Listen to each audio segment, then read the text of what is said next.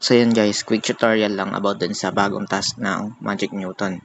After nyo maklik yung bagong task dun sa Magic Newton, click nyo lang tong wallet nyo. Then deposit kayo. Click nyo yung receive. Deposit kayo mga 6.10 USDC base network. Yan, copy nyo lang dyan yung wallet address nyo, then send kayo ng USDC. Then after mag-deposit, balik kayo sa homepage. Then click nyo tong start a new agent. Then start the queuing by agent. Tapos wait nyo lang mag-load.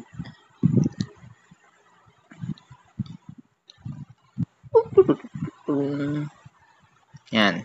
After mag-load, palitan nyo lang tong amount ng $5 kasi ayun yung minimum $5.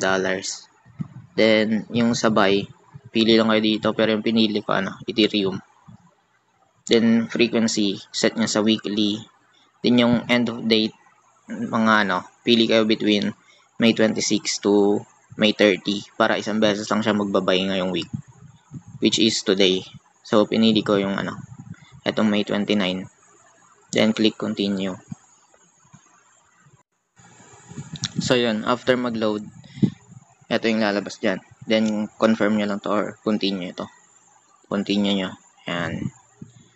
Then na yan. Okay na yan. Pagkatapos nyan, wait nyo lang mag-load ulit. May lalabas yan mamaya after ng loading. Yan. After na matapos yung confirmation, ito na yung lalabas dun. Then, click nyo tong home. Then, makikita nyo yan dito sa yan, sa inactive. Inactive tab. Then, click nyo to.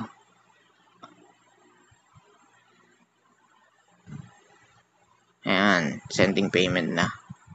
Wait nyo lang matapos yan. Then, magre-reflect na yan dito sa wallet yung USDC nyo kanina magiging Ethereum.